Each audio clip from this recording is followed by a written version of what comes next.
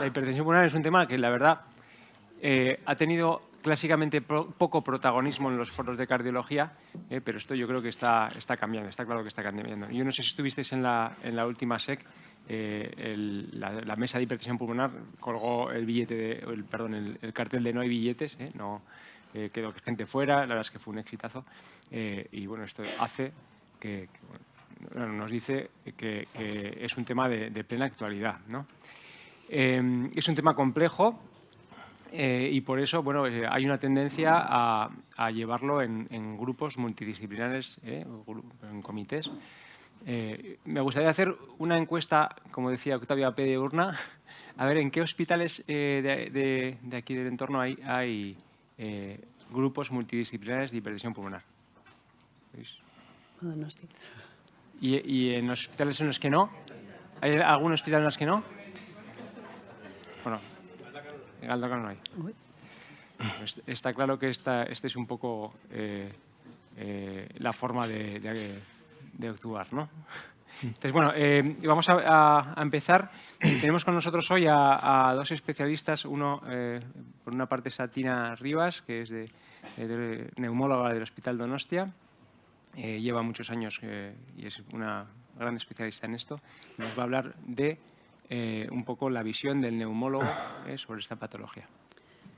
Bueno, pues nada, buenos días a todos. Agradecer al comité que me haya propuesto dar esta charla. No sé si agradecer o porque estoy más acostumbrada a hablar en un foro de neumólogos que de cardiólogos, pero bueno, voy a intentar sintetizar lo más importante de la hipertensión pulmonar. Un poco de perspectiva histórica siempre viene bien saber que inicialmente de lo que más se hablaba era del cor pulmonar crónico, y la OMS por primera vez en 1960 reúne a expertos para hablar del tema, a establecer unas bases que son las bases de las guías actuales.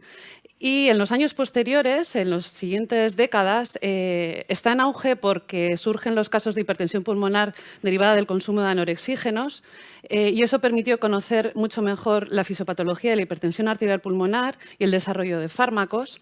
Es en el 2003 cuando ya se hace una clasificación clínica en función de la patología, de la hemodinámica, y en el 2018, en la reunión de Niza, se establece con una definición hemodinámica distinta. La clásica había sido el punto de corte de la PAP media de 25, y después de un análisis de muchos registros y de estudios, se ve que el punto de corte ideal para el diagnóstico de hipertensión arterial pulmonar es la PAP media de 20. La última reunión fue en Barcelona, además, este año, a la que algunos de los que estamos aquí pudimos asistir. Y ya sabéis que la hipertensión pulmonar es una definición hemodinámica. Como hemos dicho, PAP media mayor de 20, pero no solamente el diagnóstico final va a ser hemodinámico, sino que esto hay que meterlo en un contexto clínico y en unas características fisiopatológicas de las enfermedades. El diagnóstico no solamente por la PAP media, sino necesitaremos para diferenciar entre precapilar y poscapilar la presión de enclavamiento pulmonar, de esto sabéis mucho más que yo, y las resistencias, hay un pequeño error, que es la presión de enclavamiento menor de 15 y las resistencias vasculares pulmonares aumentadas, la poscapilar.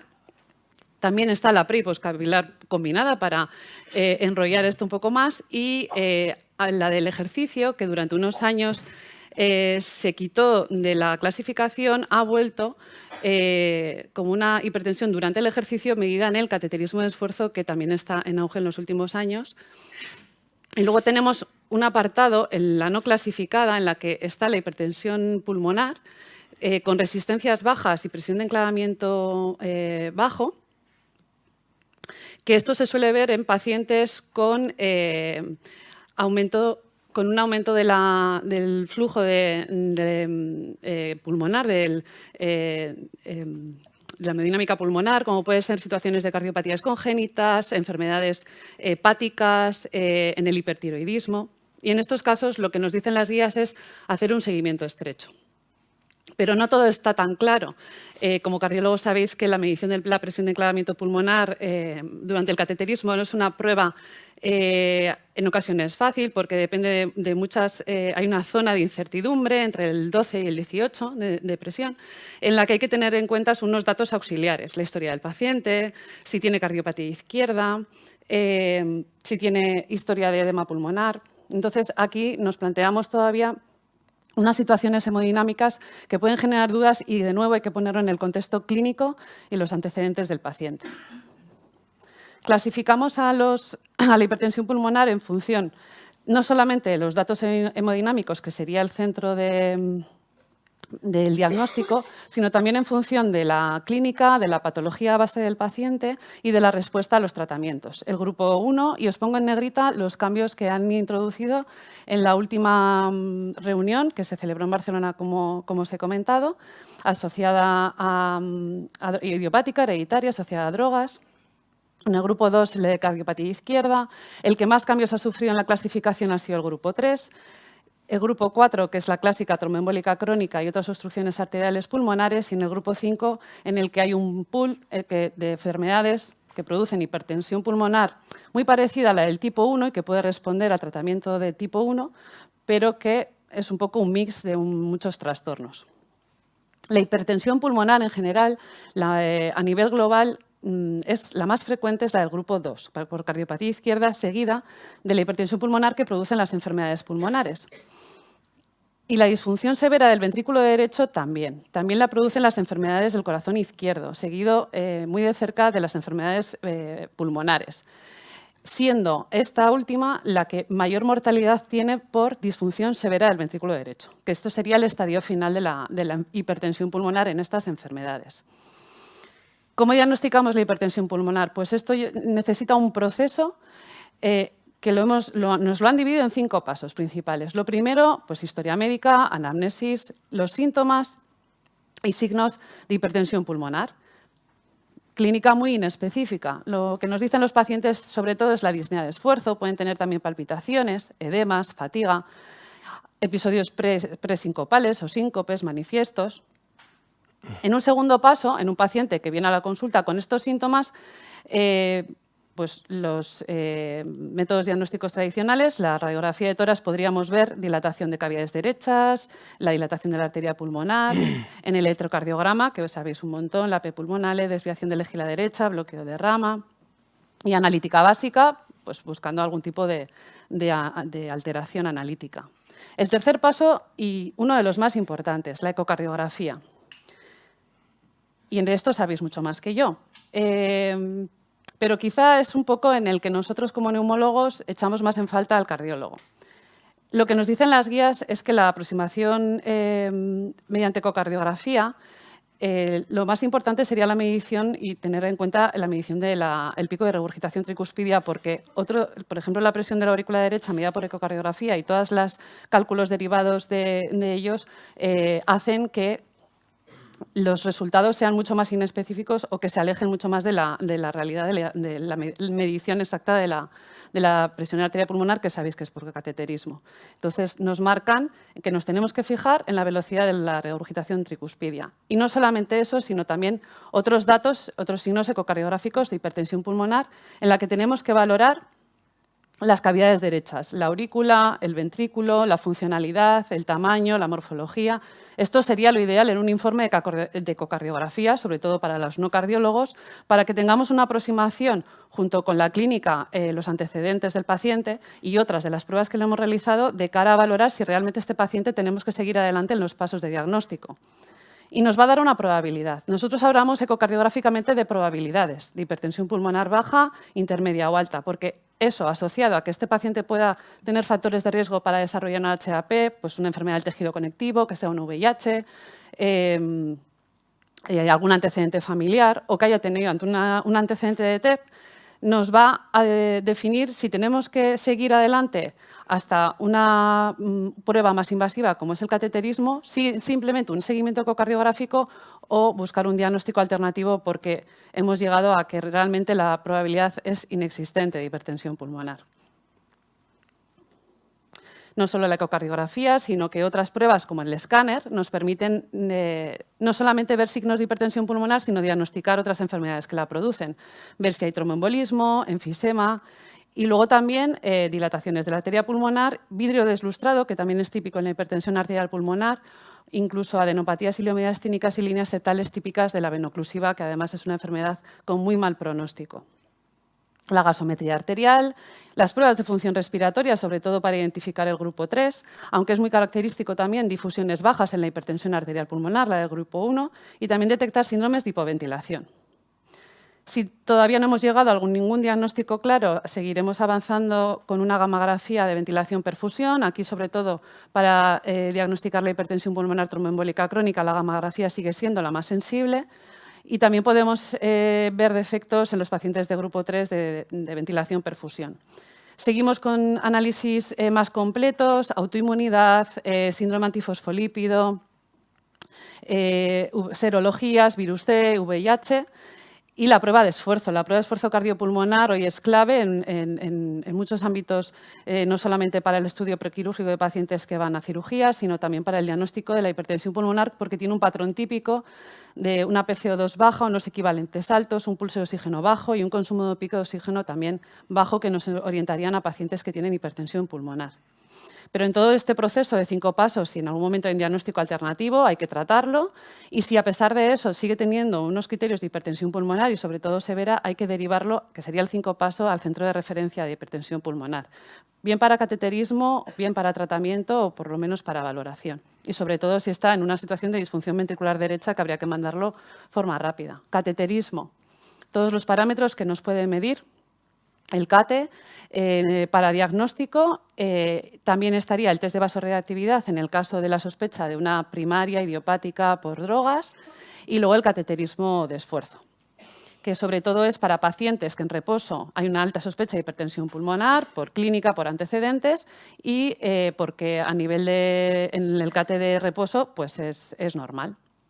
Empezamos con los casos clínicos, que creo que un poco nos va a meter mejor en materia. Mujer de 53 años, sin antecedentes de interés, con este electro que tenía en el 2017, pero que ya empieza a consultar a su médico en el 2022 por cefalea y por hipertensión arterial, le hace un registro, un mapa, y ya en enero del 23 empieza a aparecer alteraciones, aunque no le da importancia, o por lo menos no le da ningún valor, o por lo menos lo ve, pero la paciente al final acaba yendo a urgencias por disnea, a su llegada está hipertensa, buena saturación aire ambiente, pero muy taquicárdica, con ingurgitación yugular, un refuerzo del segundo ruido de la auscultación cardíaca, un NT-proBNP muy alto, en la radiografía una marca de dilatación de la arteria pulmonar.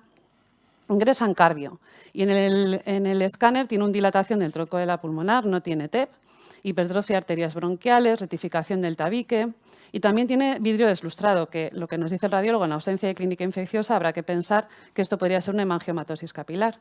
Se confirma una hipertensión muy severa en el ecocardiograma con una IT de 5, que es muy alta, y una PAPS estimada de 136 y directamente se le hace el cateterismo. Tiene una precapilar con unas resistencias vasculares de 14, que son muy altas, con un test vasodilatador negativo.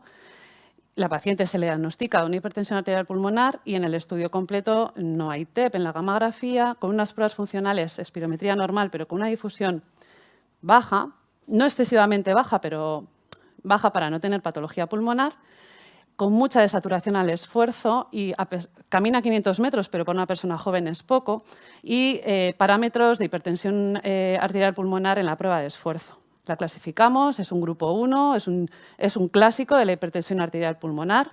La hipertensión arterial pulmonar del grupo 1. Empezamos con el primer grupo, es la enfermedad que además es minoritaria y se debe a una vasculopatía pulmonar, hipertrofia de las capas, que lleva a un remodelado vascular y a una insuficiencia cardíaca derecha, que es lo que va a marcar el pronóstico. En los más jóvenes, la típica es la idiopática, en los más mayores suele ser asociada con ectivopatía y lo más importante cuando diagnosticamos a estos pacientes es hacer la valoración pronóstica.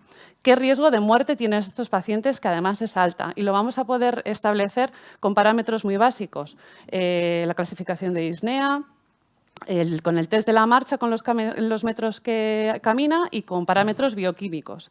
Con esto y con parámetros adicionales de ecocardiografía y hemodinámica que al diagnóstico los vamos a tener, vamos a establecer al paciente en un semáforo verde, amarillo, rojo, mayor o menor probabilidad de morirse y en función de eso le trataremos. Pero no solamente haremos la valoración pronóstica al diagnóstico, también en el seguimiento. Iniciamos tratamiento, lo valoramos a los 3 meses y volvemos a hacer la clasificación en estratos, como nos dicen. Están basados en registros. Tenemos el registro Compera, que es el alemán, el registro francés, y gracias a estos registros de los pacientes, aunque hay que tener en cuenta que están basados en registros, en poblaciones que cada una es muy diferente a la otra. Y para la valoración pronóstica en el seguimiento tenemos 4 estratos y en función de la puntuación, según la clase funcional, el test de la marcha o los parámetros bioquímicos, que añadidos los parámetros ecocardiográficos y hemodinámicos, si los tenemos, nos van a ayudar mejor a definir si este paciente conseguimos que llegue a un semáforo verde, a la parte verde de la tabla, o sigue en amarillo o rojo y entonces tendríamos que volver a replantearnos el tratamiento y escalar. Porque nuestro objetivo siempre va a ser llegar a la zona verde. Tener que pueda caminar bien, buena capacidad funcional, que no tenga disnea. El tratamiento del HAP, aparte de las medidas generales clásicas, diurético, oxígeno, rehabilitación, vacunación, tenemos ahora ya 4 vías de tratamientos. No solamente las 3 clásicas, la vía de la endotelina, el óxido nítrico y la prostaciclina, sino también tenemos recientemente el sotatercept, que es un fármaco que actúa en la vía de las activinas y lo que hace sobre todo es inhibir el remodelado. Y que, bueno, pues recientemente publicado en el año 2023 el estudio con muy buenos resultados. Como hemos dicho, 4 vías de actuación, inhibidores de la fosfodiesterasa 5, estimuladores de la guanilato ciclasa. ¿Cuál vamos a elegir? En función del riesgo que hemos establecido al inicio. Si están bajo riesgo, haremos doble combinación. Cuantos más fármacos, mejor. Y ya sabemos que en el bajo riesgo nada de terapia secuencial, que es lo que hacíamos antes, directamente con 2 fármacos. Y si está en alto riesgo, tenemos que tener triple terapia. Y si hay que poner prostanoide endovenoso, pues estará mejor tratado. Y reevaluamos. En función del semáforo, añadiremos fármacos para conseguir que el paciente llegue a la parte verde del semáforo en la clasificación pronóstica. Y si el paciente no conseguimos que mejore, directamente habrá que plantearse si el paciente va a trasplante. Pero no todo es tan sencillo, no todos son como nuestra paciente que hemos presentado, un clásico, joven, sin comorbilidades. Tenemos pacientes más añosos que tienen criterios hemodinámicos de una hipertensión arterial pulmonar, pero que tienen fenotipo cardiopatía izquierda, que normalmente es la mujer con factores de riesgo cardiovascular, que tiene síntomas, que tiene una hipertensión arterial pulmonar porque tiene criterios de precapilar, pero no termina de encajarnos dentro de una HAP clásica. Y además sabemos que no se comportan igual, que no tienen vemos en la derecha como dependiendo del grupo al que pertenecen, al clúster, que les llaman, su mortalidad su supervivencia va a ser diferente. La mejor supervivencia va a ser para el 1 porque ahí vamos a tener tratamiento tratamiento específico y va a responder. Sin embargo, en el clúster 2 responden peor y en el 3, que sería el fenotipo cardiopulmonar, el fenotipo hombre, fumador, con difusión baja y con anormalidades leves del parénquima pulmonar, estos van a responder peor y no vamos a poder tratarles de la misma forma. No vamos a poder empezar con doble terapia, sino que lo haremos con monoterapia, con inhibidores de la fosfodiesterasa 5, el sildenafilo, el tadalafilo y reevaluar. ¿De acuerdo? Aquí nos tenemos que plantearlo y en realidad la mayoría suelen ser estos pacientes, porque el clásico aparece cada cierto tiempo y a veces incluso son años los que nos encontramos con una HAP clásica. Y aquí es donde nos plantean la mayoría de los problemas y por eso es tan importante el trabajo en equipo, como nos ha comentado Iñaki. Pues esta paciente se le inició tratamiento, tadalafilo y ambrisentan, pero en el estudio genético nos dio una mutación de LAIF2AK4, que es la mutación de la enfermedad veno-oclusiva pulmonar. Es verdad, cuando se le empezó la biterapia no la toleró del todo bien y es que en estos pacientes el tratamiento específico de la HAP no suele funcionar de la misma manera y no les suele ir tan bien. Estos pacientes hay que mandarles al centro trasplantador porque tienen un pronóstico muy malo y a corto plazo. Siguiente caso, totalmente diferente, una mujer de 73 años, fumadora, diagnosticada de POC, con enfisema, pero también es diabética. Tiene disnea, pero bueno, es EPOC y tiene enfisema, pero tiene más disnea de la habitual, exagerada para sus pruebas funcionales. Ha empezado con edemas, proBNPs en algunas ocasiones altos. Es verdad que tiene unas pruebas de función respiratoria con obstrucción severa y difusión bastante baja y tiene enfisema en el escáner. Pero es una señora que a pesar de los 73 años es psicóloga, sigue trabajando, va al juzgado y se ve muy limitada en su vida diaria.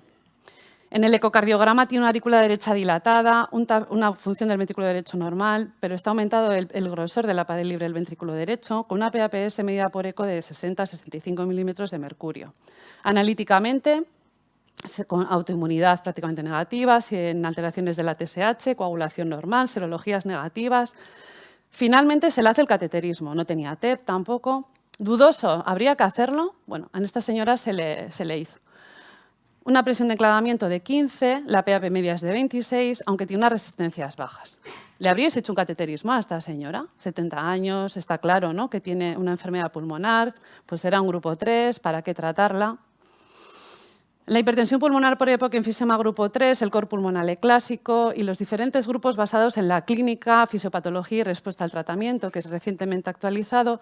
Hay un grupo de pacientes que hacen un remodelado vascular muy importante y es lo que va a marcar el pronóstico, porque van a tener unas resistencias vasculares muy altas y van a morir más aquellos con resistencias vasculares pulmonares mayores iguales a 5. Y en estos pacientes igual nos tendríamos que plantear iniciar tratamiento. Tenemos que tener en cuenta varias cosas. ¿Qué paciente con enfermedad crónica pulmonar va a desarrollar una hipertensión pulmonar severa? Pues habrá que estar muy pendiente de su clínica, si realmente tiene una gran dificultad al esfuerzo, si tiene unas difusiones muy bajas, si desatura mucho al esfuerzo, NT-proBNPs altos. Y luego hay que revisar a nivel de imagen, si tiene una dilatación de la arteria pulmonar, si tiene hay que valorar la extensión de la enfermedad intersticial de base que pueda tener o del enfisema. Eso, junto con la valoración ecocardiográfica, nos va a llevar a decidir si tiene una probabilidad de hipertensión pulmonar alta, baja, intermedia. ¿Confirmaríamos hipertensión pulmonar con un cateterismo? Pues eso es lo que nos preguntaron en la séptima reunión, simposium de hipertensión pulmonar. ¿En qué pacientes con enfermedad crónica establecida, si sabemos que no le podemos ofrecer tampoco un tratamiento que le vaya a funcionar, deberíamos hacerle un cateterismo, que es una prueba invasiva? Pues bueno, pues si me imagino que el 100% habréis contestado la tercera, ¿no? Si los hallazgos esperados van a cambiar la actitud con el paciente, ¿no? Y eso es lo que nos dicen en las nuevas guías que están por salir, pero esto está ya publicado. Por lo tanto, y como sabemos que las resistencias vasculares pulmonares van a marcar el pronóstico, lo consideraremos en aquellos pacientes con enfermedad pulmonar con resistencias muy altas. A esta señora no las tenía altas, con lo cual seguimos con el tratamiento habitual, tratamiento para su enfermedad de base, oxígeno, rehabilitación. Y por último, caso clínico 3. 82 años, hipertensa, sin otros antecedentes y consulta por disnea. Ingurgitación yugular, edemas con fobia bimaleolares, ya mucho tiempo con fatiga. Gasometría no nos ayuda mucho porque parece una acidosis metabólica, aunque tampoco tenía motivos. Un BNP, en este caso es un BNP de 235. La radiografía nos la informa prácticamente sin signos de insuficiencia cardíaca, tampoco hay hallazgos electrocardiográficos, pero en el angiotac tiene un defecto de repleción en la arteria pulmonar principal derecha y en otras arterias parece que es un trombo crónico, ya tiene vidrio deslustrado parcheado, está aumentado y engrosado el ventrículo derecho.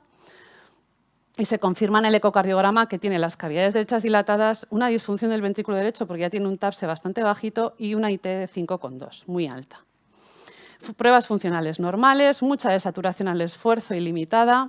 Y en el cateterismo, a pesar de tener un enclavamiento de 18, se confirman unas resistencias muy altas, de 14. Es una señora con una tromboembólica crónica, grupo 4. En estos casos el abordaje es multidisciplinar. Tienen que ser pacientes que se discutan y se debatan en el equipo de tromboembólica crónica, en el equipo experto, para decidir si la paciente es operable tanto por comorbilidad como por enfermedad, porque la vasculopatía o el trombo puede estar en proximales, en intermedias o más distales. Y a veces puede ser simplemente una vasculopatía periférica. Por lo tanto, en estos pacientes, primordial, la evaluación en el equipo de hipertensión pulmonar tromboembólica crónica y con experiencia. Y estos normalmente son los centros expertos, los CESUR, en este caso nosotros con el 12 de octubre, todo paciente diagnosticado de una tromboembólica crónica se discute en sesión clínica donde están los cirujanos, los cardiólogos y se decide si este paciente se le va a abordar con un tratamiento médico, quirúrgico y la angioplastia, que ya es un tratamiento que lleva unos años y que ha demostrado muy buenos resultados. Y para poder ser un centro experto, pues hay unos mínimos que nos requieren las guías. Y finalmente, a pesar de que se anticoaguló, la tromboembólica siempre hay que anticoagular y se inició tratamiento con el riociguat, que estaba aprobado para la hipertensión pulmonar del grupo 4. Inicialmente la paciente, por su edad, teniendo en cuenta que una tromboendarterectomía no es cualquier intervención, rechazó la cirugía, aunque sí que se le ofreció, pero finalmente la señora no termina de mejorar y se operó al cabo de creo que año y medio. No son los suyos, pero bueno, es un poco la imagen de la tromboendarterectomía. Y la señora, después de la intervención, prácticamente no tuvo complicaciones, salvo una FA. La verdad es que fue muy bien. Y su CATE posintervención es con unas resistencias que habían pasado de 14 a 12 y ya sin hipertensión pulmonar, porque justo tenía una media de 20. La señora sigue viva a día de hoy. Esto es el caso ya es de hace unos años, que era de cuando yo estaba en Txagorritxu.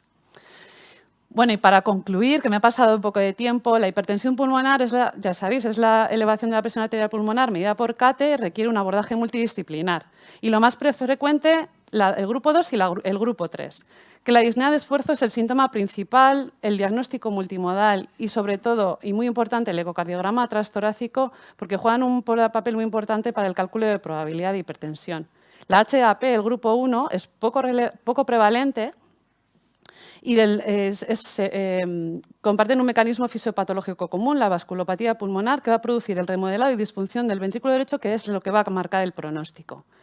Una vez diagnosticado, la clasificación pronóstica multiparamétrica es mandatoria, tanto en el diagnóstico como en el seguimiento, y que los pacientes con HAP y comorbilidad cardiopulmonar son cada vez más frecuentes. No solo que la tengan al diagnóstico, sino que el HAP, que sigue viviendo, va a desarrollar enfermedades, va a tener comorbilidades a lo largo de su historia, entonces a veces hay que replantearse el tratamiento y no van a responder igual. Por eso tienen que ser tratamientos individualizados, que aunque los tratamientos del HAP no tienen indicación en las de grupo 2 y 3, hay determinados pacientes con el fenotipo vascular que pueden experimentar mejoría. Y que la tromboembólica crónica es una complicación a largo plazo del TEP que tenemos que tener en cuenta en los que llevamos los pacientes con embolia en la consulta, con una prevalencia entre el 2 y el 5%, y que tiene que manejarse con un equipo experto en tromboembólica crónica porque el tratamiento se va a elegir de forma individualizada. Y esto es todo, gracias. Muy bien, Tina, un repaso fabuloso. Vamos a dar paso a Ivonne Guía, que es cardiólogo en el Hospital de Cruces y que es de los pocos cardiólogos que tiene una consulta específica de hipertensión pulmonar, tiene mucha experiencia en esto y nos va a dar la visión de no veo puntero.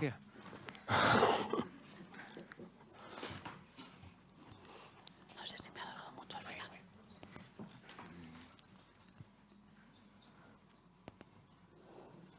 Esa es, sí.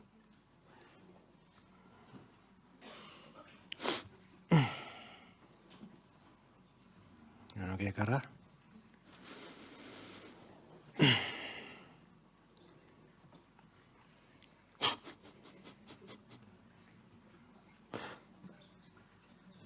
Ok.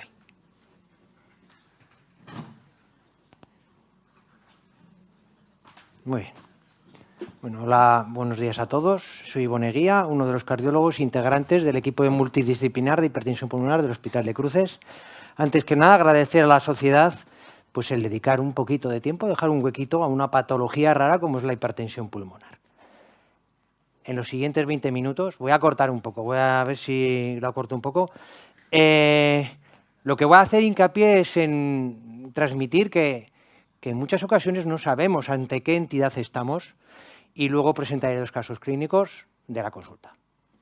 Pues bueno, tenemos la clasificación clínica. Dentro de la medicina lo que nos gusta es clasificar a los pacientes. ¿Para qué? Para sentirnos seguros de qué tenemos que hacer. Y las guías nos dicen muy claro que si estamos ante una hipertensión arterial pulmonar, grupo 1, tenemos que tratar con tratamiento vasodilatador pulmonar.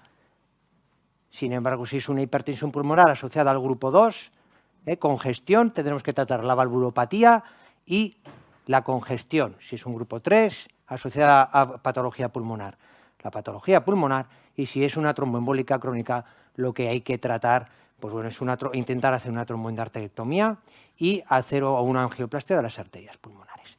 Y para intentar clasificar a los pacientes, el primer paso es el estudio hemodinámico. Presión capilar pulmonar, y tenemos en la barrera del 15, más de 15, menos de 15. Si tenemos menos de 15, estaríamos ante una hipertensión. ¿Esto me podéis poner para indicar? Si es menos de 15, estaríamos ante una hipertensión pulmonar precapilar. La patología, eso es, gracias. La patología es el vaso, tenemos vasculopatía. Sin embargo, si esa presión de enclavamiento está por encima de 15, el problema es la congestión. Estaríamos ante una hipertensión pulmonar del grupo 2, postcapilar. Y sí que hay un grupo de pacientes de estos que aparte lo que van a tener es unas resistencias vasculares pulmonares elevadas. Van a tener un componente precapilar asociado. En la insuficiencia cardíaca, bien por mecanismo sistólico, diastólico o valvulopatía, lo que vamos a tener es una elevación de las presiones de llenado del ventrículo izquierdo, retrógradamente se trasladan hasta el lecho vascular pulmonar y se produce un aumento de la presión capilar pulmonar.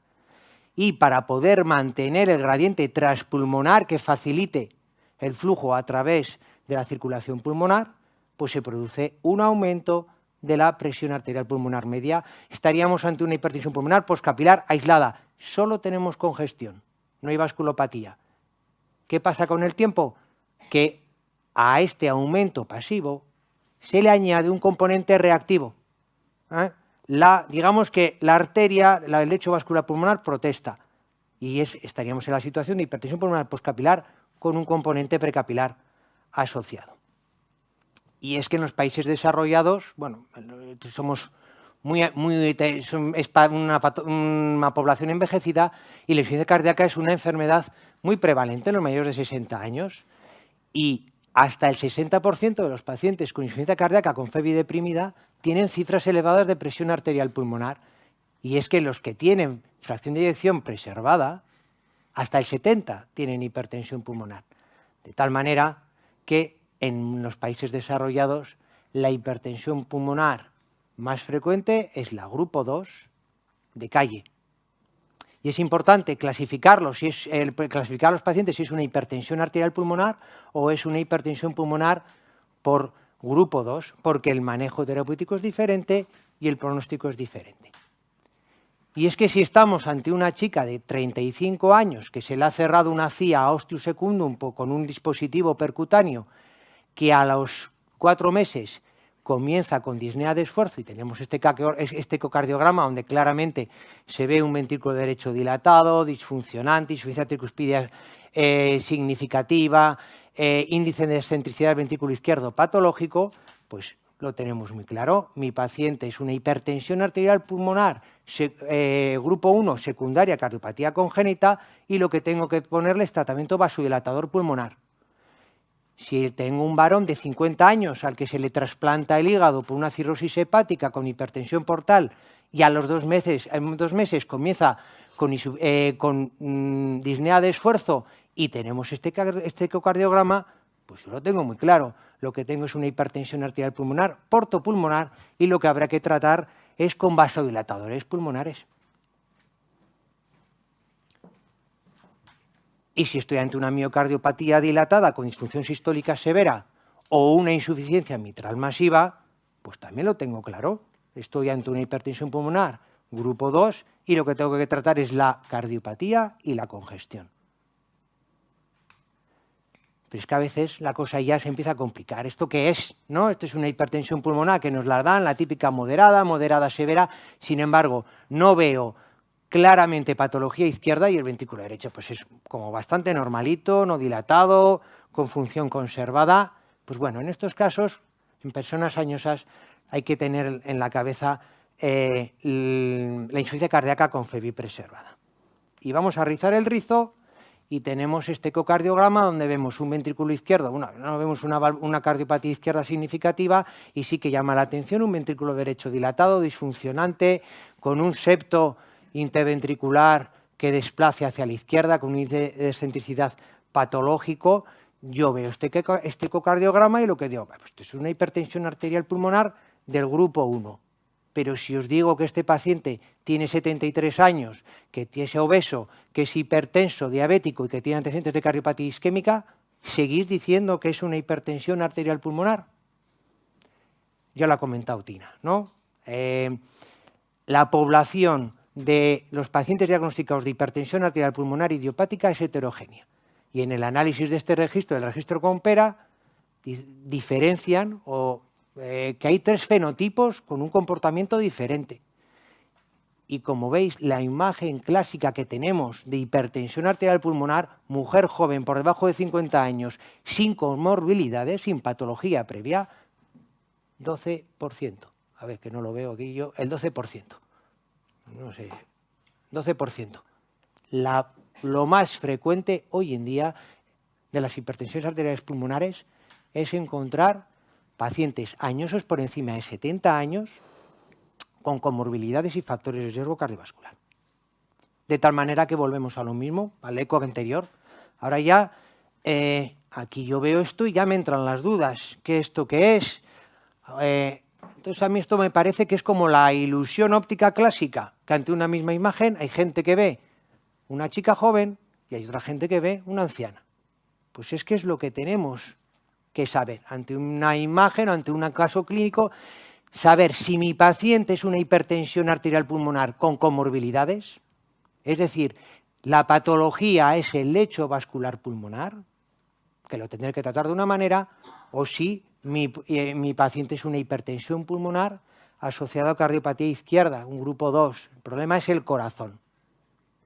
Y las guías pues ya nos dicen, nos dan unas tablitas para facilitar las cosas, es decir, en qué pacientes tenemos que pensar que estamos ante una cardiopatía izquierda. Y nos dicen la que es improbable, probabilidad intermedia y una probabilidad alta.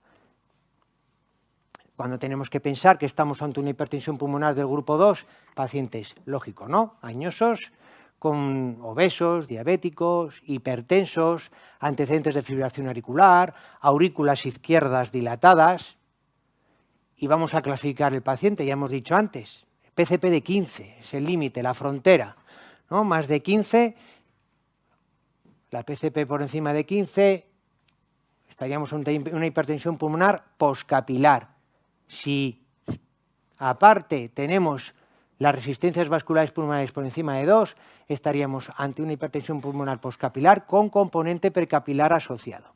Y si tiene menos de 15, 12, 13, 14, pues entonces valoro el riesgo que tiene mi paciente de tener cardiopatía izquierda. Y si es moderado o severo, yo no me puedo quedar tranquilo y decir, pues le voy a provocar, ¿vale? Y le puedo provocar de 2 maneras.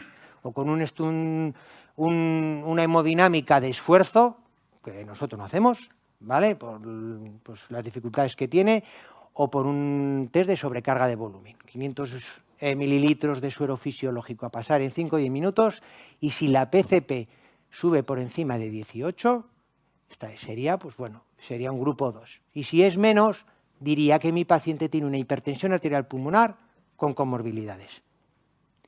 Y hemos dicho que dentro de la hipertensión arterial pulmonar del grupo 1, 3 fenotipos nos han encontrado, pero es que también dentro de la hipertensión pulmonar asociada a cardiopatía izquierda, no todos son iguales. Podemos tener 2 fenotipos, uno en el cual el ventrículo derecho no es muy llamativo y otro en el que el ventrículo derecho está dilatado, está disfuncionante. O sea, yo suelo decir, esto es, cuando suelo ver el ecocardiograma, suelo decir, joder, el corazón derecho se come al izquierdo. O sea, yo creo que eso lo define, ¿no? Todos los que hacemos ecos, pues se ve. Y son pacientes que son diferentes. Son pacientes que tienen más mortalidad porque tienen un componente precapilar más significativo. Y estos pacientes, nos dicen las guías que, ojo, que no se pueden tratar, pues ojo, esto sí, esto es igual, hay que probar. Y aquellos que tengan unas resistencias vasculares pulmonares por encima de 5 unidades Wood, pues recomiendan que se valore el tratamiento vasodilatador fundamentalmente con inhibidores de la fosfodiesterasa.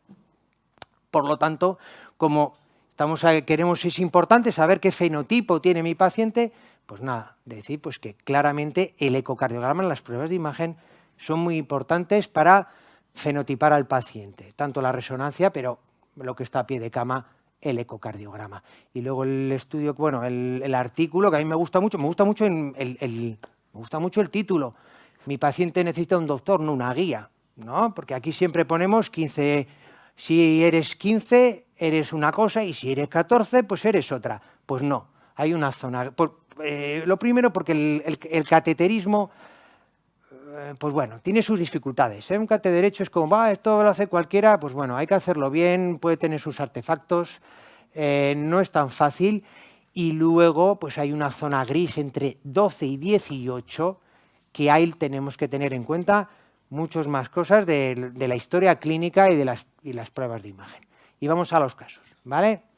74 años, factores cardiovasculares, insuficiencia renal crónica, una esclerosis sistémica sin esclero, una dudosa miocarditis, no quedó claro, un episodio por ahí. Y luego lo que se habla también de un TAC enfisema fibrosis y varios ingresos en el último año por insuficiencia cardíaca, fundamentalmente derecha. El señor vivía en el hospital, era alta e ingresar, alta e ingresar.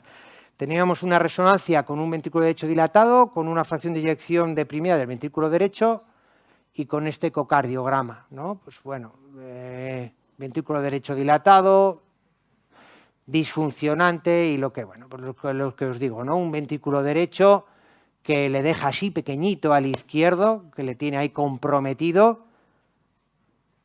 Cateterismo, PAP media 52, PCP de 14, resistencias vasculares pulmonares de 7.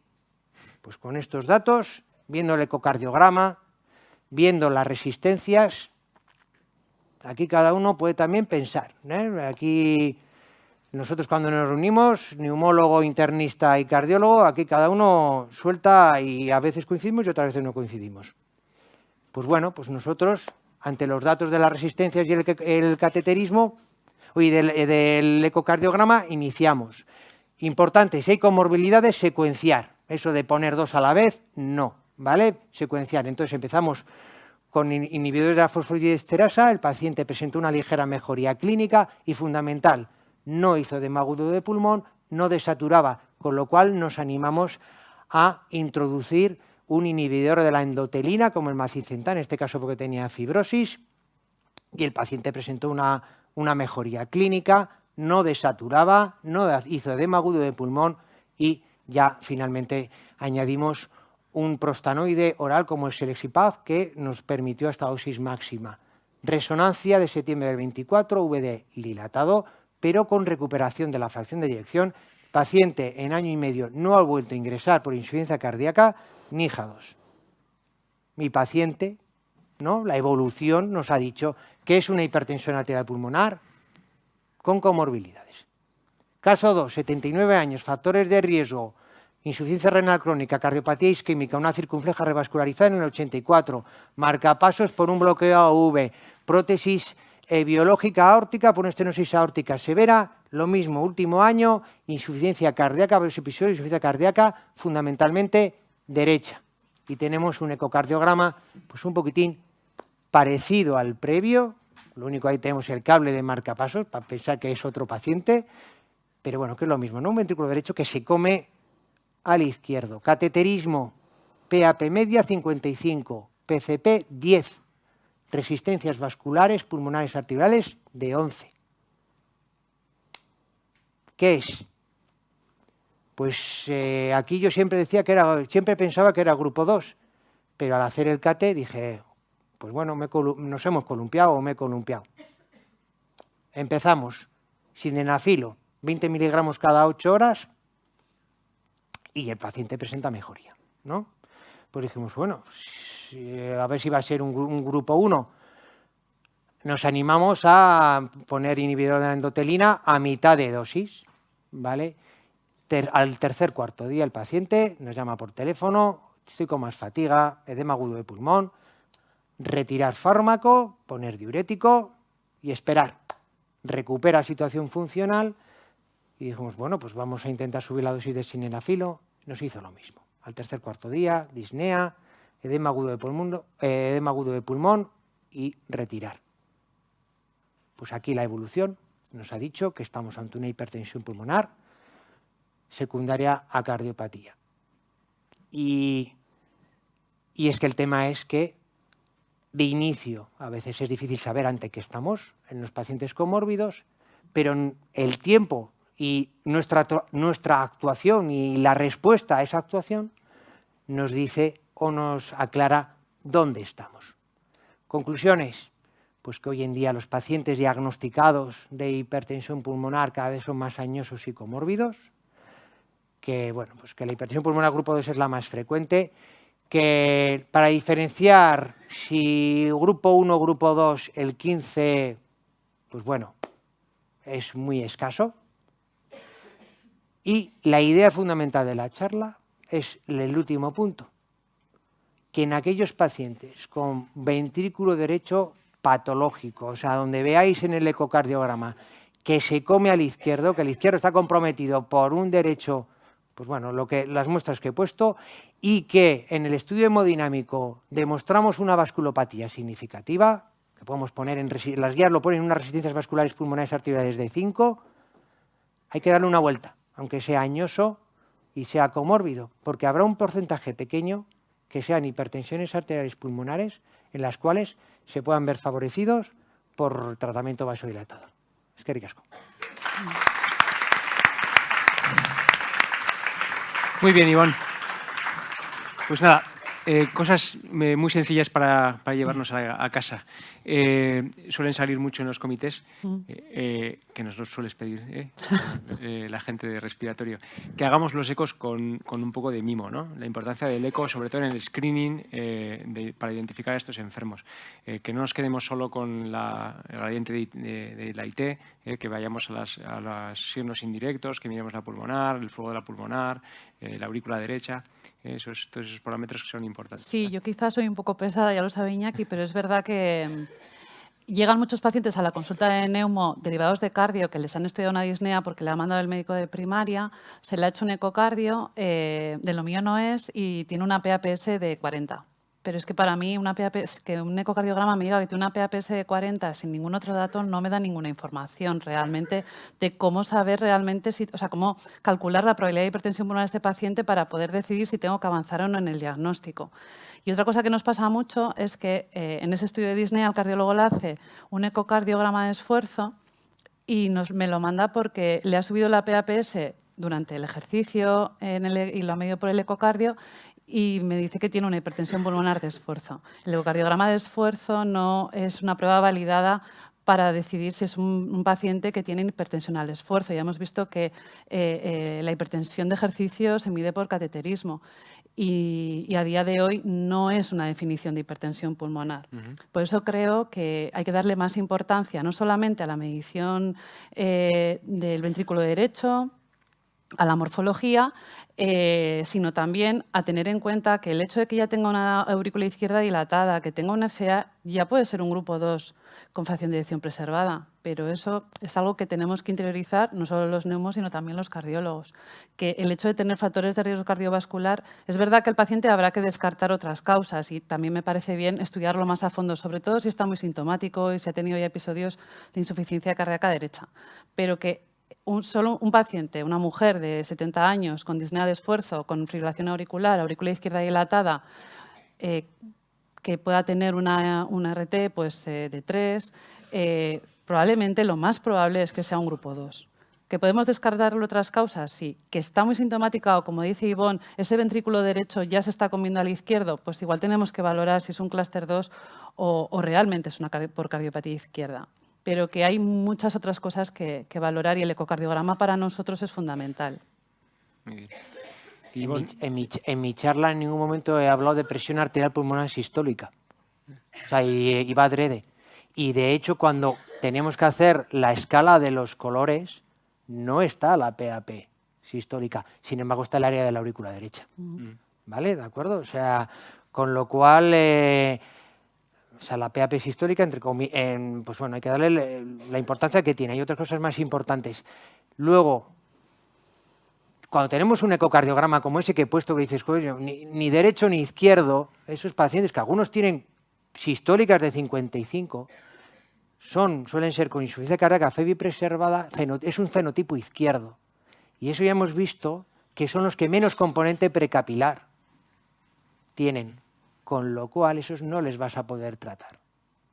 ¿Vale? Con lo cual eso yo creo que esos si son, no les haría un gran caso, o cateterismo, o esforzarme en, sobre todo el ventrículo derecho.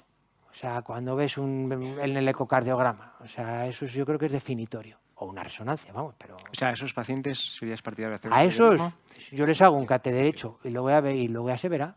Sí. Y si tengo resistencias les trato. Y si se lo tengo que quitar, se lo quito. O sea, no, vamos, o sea, ese paciente estaba titulado, nos llamó por teléfono, se quitó y ese no tuvo que ingresar. ¿Qué le sentó mal? Para eso están, ¿no? Les damos un teléfono y ante cualquier cosa nos llaman y actuamos. Muy bien, estamos con el tiempo ya cumplido. No sé si tiene alguien en la sala alguna pregunta, alguna cosa que quede por aclarar. Bueno, enhorabuena a los dos porque ha estado muy bien, la verdad. Yo tengo dos preguntas en relación al cateterismo, que es mi campo en el que participo en la hipertensión pulmonar en mi centro. Y es si, la primera para Ivonne, si ¿no crees que la definición hemodinámica de la hipertensión se queda un poco corta para diferenciar estos pacientes? Es decir, la hipertensión pulmonar combinada, ¿no? Esa definición nos ayuda a discriminar entre el clúster 2 y el grupo 2, ¿no? Realmente. Y bueno, pues sí que añaden las guías lo de las resistencias vasculares pulmonares más de 5, pero no sé si crees que se extindirá esa clasificación en dos subgrupos según las resistencias vasculares o realmente la respuesta está en el eco y está en otros parámetros clínicos. Sí, por ejemplo, te dice que sí, tengo una hipertensión combinada con resistencias de 2,5. ¿Y qué me aporta? Si luego además me dices que no la trate, ¿no? Porque luego las guías te dicen, piensa en tratar más de 5, con lo cual probablemente es lo que tú dices. O sea, pero yo sobre todo la imagen del eco y resistencias altas. Si veis los casos que hemos tratado son 7 y 11. 11. Gracias. Y la otra esparatina es sobre el cate de esfuerzo. No se hace en nuestro medio en general. No sé si vosotros hacéis. En el Hospital Donosti sí que se está empezando a hacer. Nosotros realmente quien lleva más la delantera pues son los centros, los CESUR, el Clínico de Barcelona, el Hospital 12 de Octubre, que tiene una gran unidad de hipertensión pulmonar, y es verdad que en los centros de referencia son los que más experiencia tienen y los que más publicaciones tienen al respecto. En el Hospital Universitario Donosti lo están empezando a hacer en el servicio de hemodinámica. Sí, la pregunta era si realmente... Se está haciendo sí, en contexto post-TEP y dentro de una... Sobre todo ahora en la tromboembólica crónica. Esa era la pregunta. ¿En qué casos realmente os parecería, desde el punto de vista clínico de una consulta, más interesante teniendo la prueba de esfuerzo cardiopulmonar, ¿no? Lo que comentaba Iñaki, y bueno, y aparte que bueno, yo estoy en el área de circulación pulmonar, incluido el seguimiento del TEP, ¿no? Tenemos un grupo de pacientes dentro del TEP crónico, que es la enfermedad pulmonar tromboembólica crónica, el síndrome posttrombótico, que esto nos daría para otra charla, en el que tenemos pacientes con defectos de perfusión, algunos con disnea, otros sin disnea, y que tienen un cate de esfuerzo normal. En estos y que la prueba de esfuerzo, o sea, la prueba de esfuerzo cardiopulmonar sí que da parámetros de hipertensión arterial pulmonar.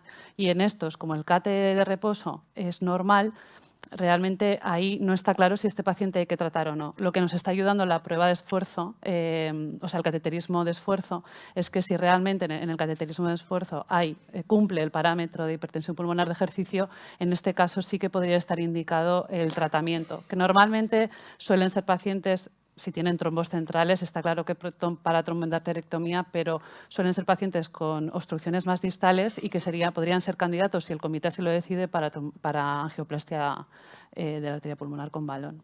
Y con respecto a la prueba, si me permites, que la pregunta que le has hecho a Ivonne, hay que pensar que el cateterismo es la prueba diagnóstica central, pero alrededor de todo eso, los parámetros hemodinámicos tienen que ir junto con la clínica, los antecedentes y otros parámetros de cara a poder clasificarlos. O sea, es verdad que esos parámetros probablemente no nos ayuden de forma definitoria a establecer el grupo y el tratamiento, porque hay que juntarlo con todo lo demás. Por eso es tan importante el tema, lo que nos han enseñado los registros, el Compera, el francés, o sea, a juntar todos los parámetros y poder agruparlos, porque el pronóstico es totalmente diferente y el abordaje terapéutico también. Muy bien, tenemos una pregunta ahí. Estamos ya fuera de tiempo. Sí. El último, sí.